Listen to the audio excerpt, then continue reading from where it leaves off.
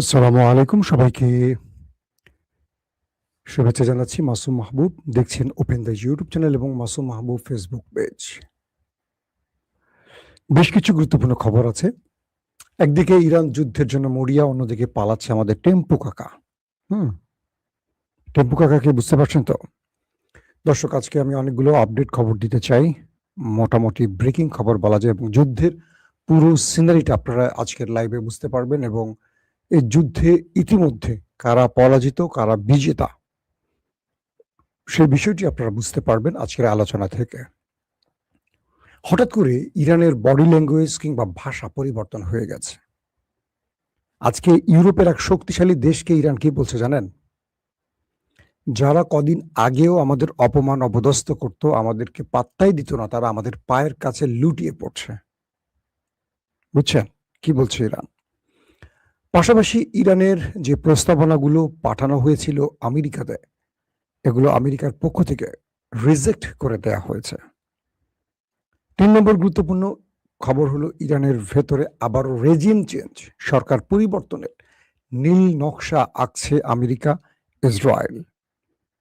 পাশাপাশি হরমুজ প্রণালী ঘিরে কি চলছে দুটো দেশের মধ্যে, অনেকগুলো বিষয় আজকে থাকবে আলোচনায়।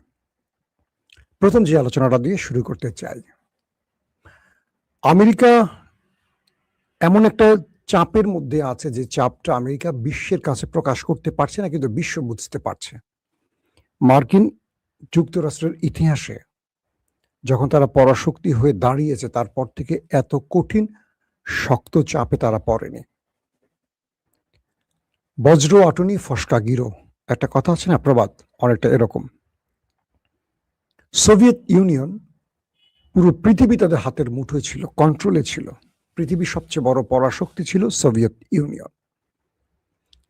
তারা যখন আফগানের সাথে যুদ্ধটা শুরু করলো, খুব মন দিয়ে শুনবেন এই কথাগুলো, তারা যখন আফগানের সাথে যুদ্ধটা শুরু করলো, আমেরিকা তাদের সকল প্রক্সি বাহিনী নামিয়ে আফগানকে সমর্থন দিল। কি দাঁড়ালো? সোভিয়েত লম্বা সময় যুদ্ধ করতে করতে একটা সময় সোভিয়েত ভেঙে গেল, সোভিয়েত দুর্বল হয়ে গেল, আজকে রাশিয়া হয়ে গেল। এরপর থেকে পরাশক্তির চেয়ারে বসলো আমেরিকা। এই মুহূর্তে আমেরিকার পরপর যদি কোনো রাষ্ট্রকে ধরা হয়, সেটা হলো চীন।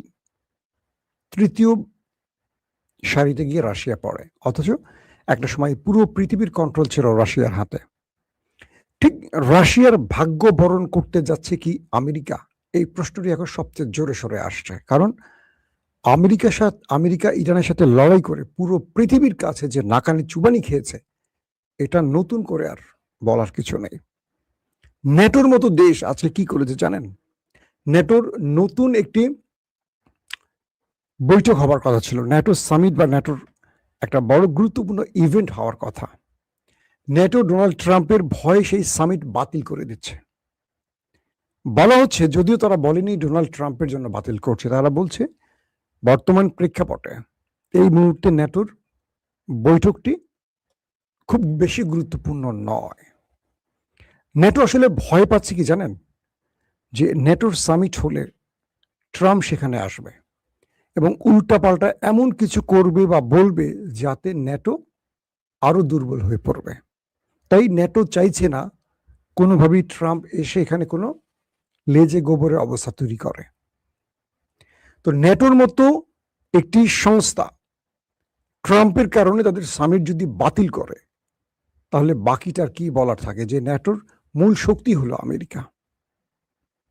অর্থাৎ ইরানে 40 দিনের যে অভিযান চালিয়েছিল আমেরিকা ইসরায়েল, এই 40 দিনের অভিযানে ইসরায়েল এবং আমেরিকা ভেতর থেকে ব্যাপক দুর্বল হয়ে পড়েছে।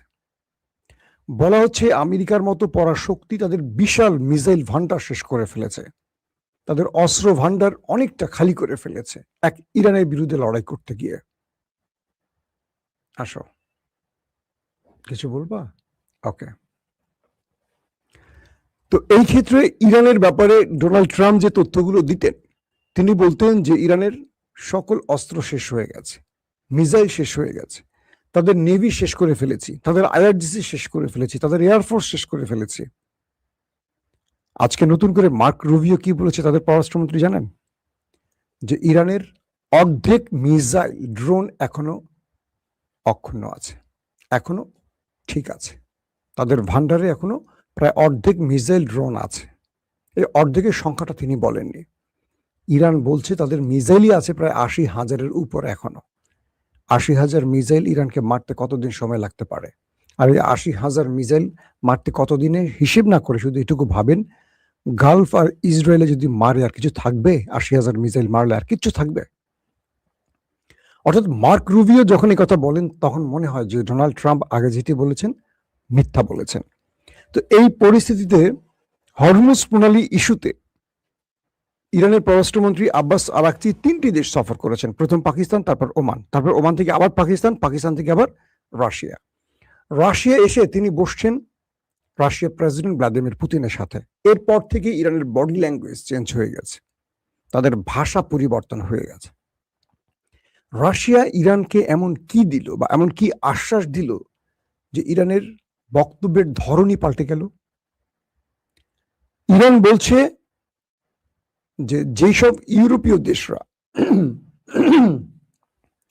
আমাদেরকে ধর্তব্যে নিত না, আমাদেরকে অপমান অপদস্থ করে কথা বলতো, পাত্তাই দিত না, আমাদের জেট ইঞ্জিন তৈরির জন্য, জেট ফুয়েল ইঞ্জিন তৈরির জন্য আমাদের যে যন্ত্রাংশের প্রয়োজন আমরা চাইলে দিত না, কোনো প্রকার ইরানকে তোয়াক্কাই করতো না, মানুষই মনে করতো না, গোনাই ধরতো না, সেই দেশগুলো এখন ইরানের পায়ের কাছে এসে লুটুপুটি খায়। কি বলে? প্লিজ ইরান, হরমুজ থেকে আমার জাহাজটাকে আসতে দাও বা যেতে দাও। ইরান বলছে এটা হলো ইরানের অর্জন। যারা ইরানকে তোয়াক্কা করতো না, গোনাই ধরতো না, আজকে তারা ইরানের পায়ের কাছে লুটুপুটি খায়। ইরান বলছে, আমি বলছি না, এটা হলো ইরানের সবচেয়ে বড় অর্জন। রাশিয়া সফর শেষে ইরান এই টাইপের বক্তব্য এখন দেয়া শুরু করছে। তারা বলছে আমেরিকা যতদিন চাইবে যুদ্ধ চলবে, আমেরিকা শান্তি চাইলে চলবে, যুদ্ধ চাইলেও চলবে। আমেরিকাকে বলছে কে? ইরান। তার মানে ইরান আর তোয়াক্কা করছে না, আমেরিকা ইসরায়েলকে। পুরো মধ্যপ্রাচ্যে আমেরিকা তার সকল শক্তিকে জড়ো করছে ইরানের বিরুদ্ধে লড়াই করতে। ইরান পাত্তাই দিচ্ছে না। ইরান শুধু বলছে তুমি একটা মিসাইল মারো, আমি তোমার মিত্রকে 10টা মারবো। তুমি আমার তেলকূপ ধ্বংস করবে, আমি ওদের তেলকূপ 10টা ধ্বংস করব, ওদেরকে পথের ফকির বানিয়ে ছাড়বো। ইরান অর্থনৈতিক দৈন্যতার সাথে লড়াই করে অভ্যস্ত, আরবরা অভ্যস্ত না। ইরান চাইলে 3 বেলা না খেয়ে থাকতে পারবে, আরবরা পারবে না। ইরান চাইলে বিদ্যুৎবিহীন অন্ধকারে আকাশের চাঁদের আলোয় বসে থাকতে পারবে, ওরা পারবে না।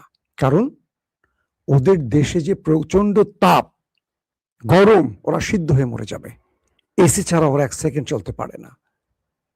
ওদেরকে সেইভাবে শেষ করা হবে যদি ওদের ভূমি থেকে ইরানে একটি আক্রমণ হয়। আমেরিকাকে চোখে চোখ রেখে ইরান বলছে, ভাবা যায়। এই মুহূর্তে ইরান চাইছে আমেরিকাকে সোভিয়েত ইউনিয়নের মতো ভেঙে রাশিয়া বানাতে। পৃথিবীর বহু দেশ ইরানের এই অবস্থাতে তারা রীতিমতো অবাক হয়ে গেছে যে ইরান কি করে আমেরিকাকে পাত্তাই দিচ্ছে না। ডোনাল্ড ট্রাম্প রেড টেলিফোনের কাছে বসে আছেন, ঘুমোচ্ছেন না। একটা টেলিফোন আসবে ইরানের পক্ষ থেকে, তিনি শুধু চাচ্ছেন ইরানের পক্ষ থেকে একটি টেলিফোন আসুক, একটি স্রেফ, শুধু বলুক ট্রাম্প যুদ্ধটা বন্ধ করো। তিনি গণমাধ্যমে বলবে আমাকে ইরান অনুরোধ করেছে যুদ্ধ বন্ধের জন্য, আমার বিজয় হয়েছে, বিজয় হয়েছে, আমি জিতে গেছি, ট্রফি আমার, খেলা শেষ, যুদ্ধ বন্ধ করে দেবে ট্রাম্প। কারণ কয়েক মাস পর মধ্যবর্তী নির্বাচন ট্রাম্পের, ট্রাম্প হেরে যাচ্ছেন। এক ইসরায়েলের ফাঁদে পা দিয়ে ইরানের বিরুদ্ধে লড়াই করতে এসে ট্রাম্পের জনপ্রিয়তা একদম ধপাস করে নিচে নেমে গেছে। ট্রাম্প এই নির্বাচনে জিততে না পারলে সবচেয়ে বড় ধাক্কাটি খাবে মার্কিন ইতিহাসে কোনো প্রেসিডেন্ট, এবং আগামীতে কোনো মার্কিন প্রেসিডেন্ট ইরানের বিরুদ্ধে লড়াই করার আগে 14 বার চিন্তা করবে না, 28 বার চিন্তা করবে। ইরান এই ধাক্কাটি আমেরিকাকে দিতে চাচ্ছে, কল্পনা করতে পারেন? আজকের আরেকটি গুরুত্বপূর্ণ খবর কি জানেন? ইরানের একজন প্রফেসর, তেহরান বিশ্ববিদ্যালয়ের একজন প্রফেসর হাসান আহমেদ, তিনি খুব পাওয়ারফুল একজন লেখক, কলামিস্ট, ভাষ্যকার, রাজনৈতিক বিশেষজ্ঞ যেটাই বলি, এবং রাষ্ট্রীয় অথবা এস্টাবলিশমেন্ট বা IRGCর খুব ঘনিষ্ঠ লোক হিসেবে বিবেচিত এই হাসান আহমেদ, তিনি তার একটি বক্তব্যে আজকে বললেন আমেরিকা ইসরায়েল নতুন আরেকটি পরিকল্পনা তৈরি করছে। সেই পরিকল্পনাটি হলো ইরানের রেজিম চেঞ্জ ঘটানো। অর্থাৎ আমেরিকা ইরানের রেজিম চেঞ্জ ঘটাতে গিয়ে যে ব্যর্থ হয়েছে সেটাকে তারা আবার নতুন করে রিশাফল করে আবার তারা এগুতে চায়। আমেরিকা এবং ইসরায়েল এবার যে যুদ্ধটা করবে তাদের টার্গেট হবে যতদিন না ইরানের সরকার পরিবর্তন করা যায় ততদিন তারা আক্রমণ করবে। তারা সেইভাবে নামতে চাচ্ছে। তার মানে আমেরিকার ইচ্ছাগুলো ইরান জানে। তিনি বলছেন হাসান আহমেদ যে ওদের লক্ষ্যটা হলো ওরা যে ব্যর্থ হয়েছে ইরানের রেজিম চেঞ্জে, এটা ওদের মূল পরাজয়। কারণ রেজিম চেঞ্জ ঘটালে ইরানের ভেতর আর কিছু পরিবর্তন ঘটানো লাগতো না, সব অটোমেটিক আমেরিকা নিজেই করে দিত। বাংলাদেশ বলেন, পাকিস্তান বলেন, এই দেশে আমেরিকার আশা লাগে?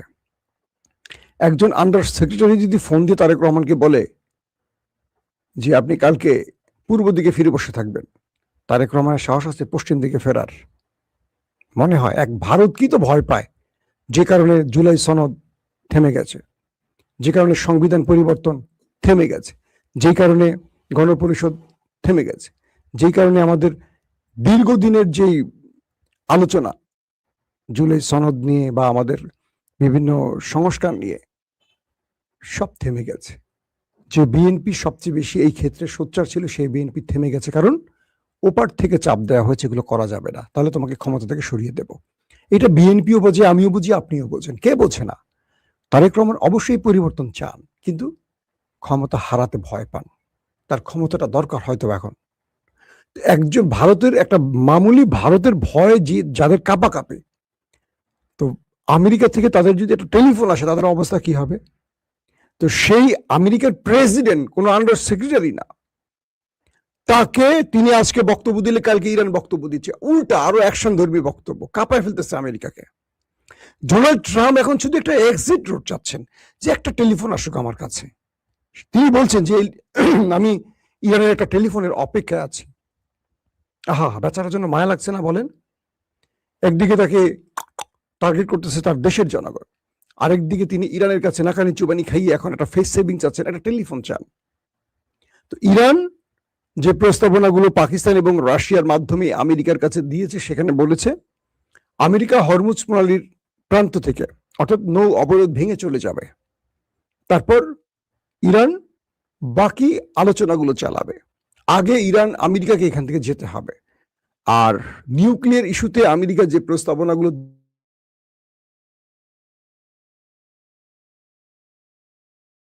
ইস্যু নিয়ে আমাদের আলোচনা হবে, আমেরিকার উপর নিষেধাজ্ঞা প্রত্যাহার এগুলো নিয়ে আমাদের আলোচনা হবে।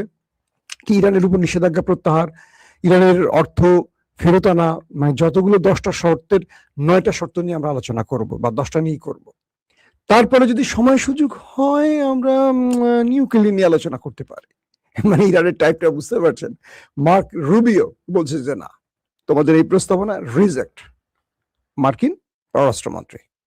তার মানে ইরানও খেলছে, আমেরিকা বুঝতে পারছে ইরান আমাকে বিশ্বের কাছে নত করে দেখাতে চায়। আমেরিকা বুঝতে পারছে যে ইরানের মূল টার্গেট হলো আমাকে সোভিয়েত ভেঙে রাশিয়া বানাবে, সেই কাজটি করছে। আমার অর্থনীতিকে, আমার ডলারকে পতন ঘটিয়ে ইউয়ানকে উঠাবে, আমার বিশ্বের যে খবরদারির ক্ষমতা সেটাকে লুপ্ত করতে চায়, আমাকে মধ্যপ্রাচ্য থেকে বের করে দিতে চায়। তো ইরান এটা করতে চায়, আমেরিকা এটাকে রক্ষা করে ইরানের সাথে একটা ফেস সেভিং চায়, কিন্তু ইরান রাজি না। তার মানে কি এই যুদ্ধে বুঝতে পারছেন ইরান এখনো মাঠে আছে, আমেরিকা পালাতে চায়, একদম ডাইরেক্ট হিসেবে। আসেন, এখন যে বিষয়টি তৈরি হয়েছে যে আজকে গত রাতে ডোনাল্ড ট্রাম্প গুরুত্বপূর্ণ মিটিং করছেন তার জরুরি ক্যাবিনেট নিয়ে। সেই ক্যাবিনেটে তিনি ইরানের বিরুদ্ধে কি করবেন না করবেন যুদ্ধের পুরো বিষয় নিয়ে আলোচনা করেছেন। হয়তো আজকে ঘুম থেকে উঠে তার কিছু বক্তব্য আমরা পাবো। আবার আমেরিকা বলছে যে, মানে আমেরিকা আবারও ইরানকে বলছে যে আমরা সম্মুখ ভাবে আসে আমরা আবার আলোচনায় বসে। আমেরিকা আসলে আলোচনা চাচ্ছে, এখন ইরান আলোচনা চাচ্ছে না। ইরান বলছে তুমি আগে যাও, তুমি যে সাগরের নৌ অবরোধ দিয়ে বসে আছো এখান থেকে ভাগো, তারপর আলোচনা। এখন সমস্যাটা বেঁধে গেছে কি জানেন? যদি ডোনাল্ড ট্রাম্প চলে যায়, পুরো পৃথিবীর গণমাধ্যম আমেরিকাকে ধপাস করে নিচে ফেলে দেবে যে ইরানের কাছে আমেরিকার পরাজয়। এই একটি শব্দ শিরোনাম হবে বলেই আমেরিকা কি করবে শেষ পর্যন্ত বুঝতে পারছে না। তাই ওই যে তেহরান বিশ্ববিদ্যালয়ের প্রফেসর হাসান আহমেদ বললেন যে ওদের টার্গেট এখন ইরানের আবার রেজিম চেঞ্জ ঘটানো, তাই ওরা সর্বোপরি কাজ করছে এবং যতদিন ইরানের ভেতরে রেজিম চেঞ্জ ঘটাতে না পারবে তারা লড়াইটা অব্যাহত রাখবে, যুদ্ধ চালাবে। ইরানের প্রফেসর বলছেন ওরা জানে না যে ইরান কিভাবে প্রস্তুতি নিয়েছে। বিগত 40 দিনের যুদ্ধে কারা পরাজিত হয়েছে বিশ্ব জেনে গেছে। আগামী দীর্ঘ সময়ের যুদ্ধে কারা জিতবে সেটা পৃথিবী দেখবে। তিনি বলছেন ইরানের 3 কোটি মানুষ যুদ্ধের জন্য প্রস্তুত। কল্পনা করা যায় একটা দেশের 3 কোটি মানুষ যুদ্ধের জন্য প্রস্তুত, যারা এক ডাকে নেমে আসবে।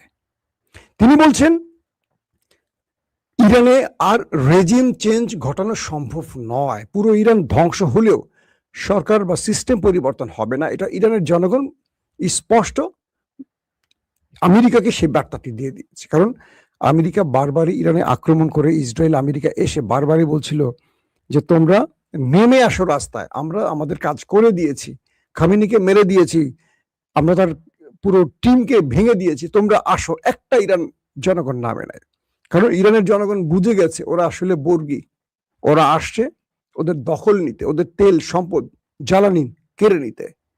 ইরানের জনগণ বুঝে গেছে কিছু বেঈমান থাকে, বিশ্বাসঘাতক থাকে, আমাদের দেশেও আছে, নাম বলবো না। বেঈমান বিশ্বাসঘাতক থাকবে, তারা ক্ষমতার জন্য সব পারে, তো তারা আছেন, কিন্তু তাদের সংখ্যাটা খুব কম। তারা মাঠে নামলে যাদের সংখ্যাটা বেশি তারা পিষে ফেলবে।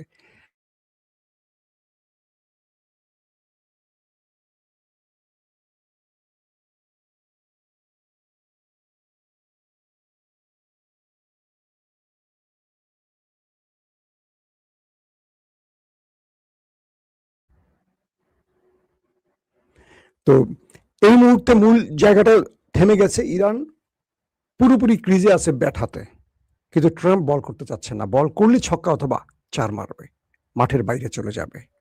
ট্রাম্প আউট করার সুযোগটি পাচ্ছেন না, না গুগলিতে, না ইয়র্কারে, না স্পিনে, না প্রেস, কোনোটাই পারছেন না। তাই ট্রাম্প আরেকটি আলোচনা চাচ্ছে ইরানের সাথে। দর্শক, আজকের মতো বিদায় নিচ্ছি। ইনশাল্লাহ আজকে আরো কয়েক দফা আপনাদের সামনে হাজির হব। সেই পর্যন্ত ভালো থাকবেন। অনেকে একজন প্রশ্ন করছেন আমার মেয়ে কেমন আছে। আমার মেয়েটা আলহামদুলিল্লাহ এখন কিছুটা ভালো আছে, তার মা তার সঙ্গে আছে। তারপরও আমি আপনাদের কাছে ছুটে আসছি, এসে আমি খবর দিয়ে আবার চলে যাচ্ছি, এরকম একটা দৌড়ঝাঁপের মধ্যে আছে। তো সবাই ভালো থাকবেন। আমার মেয়ের জন্য, আমার সন্তানদের জন্য, আমাদের সবার জন্য দোয়া করবেন। আল্লাহ হাফিজ।